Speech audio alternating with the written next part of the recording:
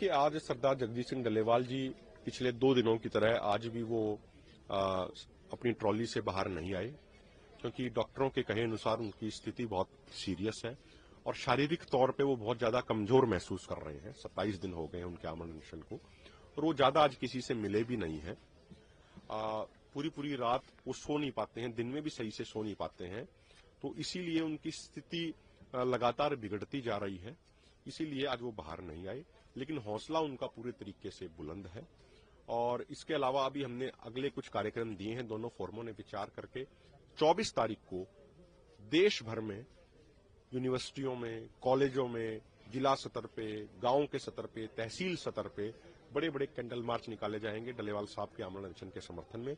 उसके अलावा 26 तारीख को देश भर में जिला और तहसील लेवल पे 10 बजे से लेकर 4 बजे तक भूख हड़ताल करी जाएंगी किसान, जिसमें बड़ी संख्या में शामिल होंगे डल्लेवाल साहब के आमरण अनशन के समर्थन में।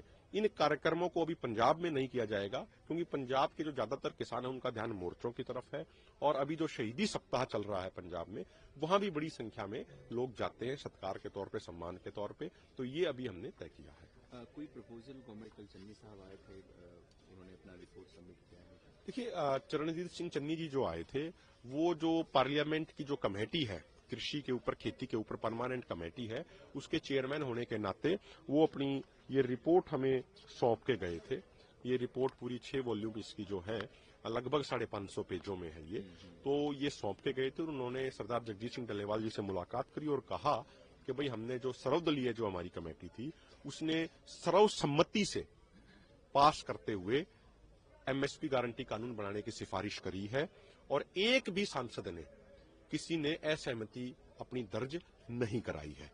उसमें और भी बहुत सारी बातें इसमें लिखी हैं, अभी हमने स्टार्टिंग में उसको पढ़ा है, आने वाले समय में डिटेल स्टडी भी हमारी टीम अभी करेगी। तो इसमें जैसे कुछ बातें ये भी हैं कि इंपोर्ट एक्सपोर्ट संबंधित जो भी पॉलिसीज बनाई जाए एग्रीकल्चर प्रोडक्ट से संबंधित, उसके बारे में पहले किसानों से भी चर्चा करी जाए और सीएसीपी की तरह एक ऐसी संस्था बनाई जाए जो इंपोर्ट एक्सपोर्ट को जो तय करे।